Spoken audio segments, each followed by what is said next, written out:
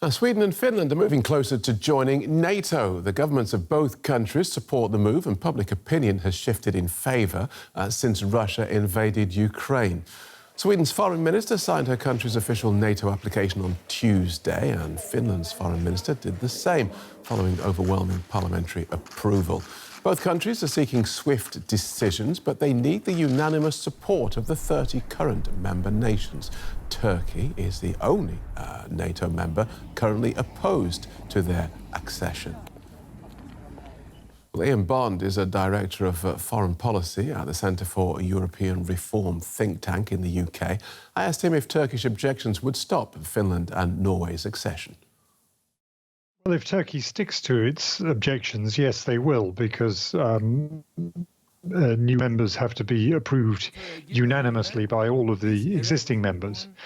But I think what we're in is a sort of bargaining process where President Erdogan is looking for some concessions from Sweden and Finland, and perhaps also from the United States, on issues that matter to him. And in return for that, he will gracefully concede that Sweden and Finland can join.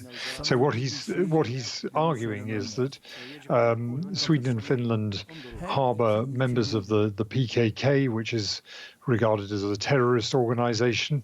I don't know whether that's true or not, and I suspect that Sweden and Finland would argue that they don't harbour terrorists, but there will no doubt be some discussion over whether there are particular criminals or people who shouldn't be there.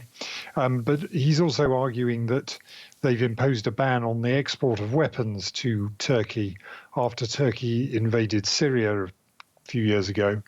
And again, I think, as NATO members, it would be quite difficult for them to maintain a ban on exports to Turkey. So right. I suspect that, some way will be found to get around these obstacles. A deal will be done. And despite some belligerent rhetoric in the past, Russia does seem strangely relaxed about this now. We have Vladimir Putin saying that he doesn't have a problem with NATO enlargement so long as the alliance doesn't move weapons or troops into Swedish or Finnish territory. So do we take that as a warning, or is that just more of what you would expect from Russia under the circumstances? Well, I think it reflects the problem that Russia now has. I mean, a few days ago, Russia was talking about taking what it described as military technical measures, which I think essentially means moving more troops closer to the border. I suspect that with the state of the war in Ukraine, it may have realized that it simply doesn't have more troops to move. And so now the sort of the new red line is, well, no NATO infrastructure, whatever that means. And Sweden has certainly made clear that it doesn't expect to have permanent NATO bases or foreign forces on its territory in peacetime. Finland, I think, has been rather more careful about what it said about what conditions it might impose. But for the moment, I don't think NATO is in the business of building, big new bases in either country. Turkey's objections to the Finnish and Swedish membership seem to take everyone by surprise. Do you think there are other surprises lurking amongst the alliance's 30 members?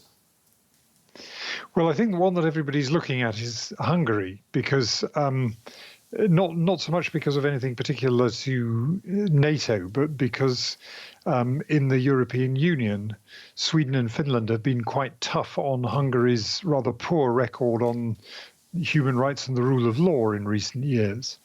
And so, it wouldn't 100% surprise me if Hungary at some point decided to discover some reason to object to Swedish and Finnish accession to NATO, which essentially is designed to extract concessions from them in an EU context.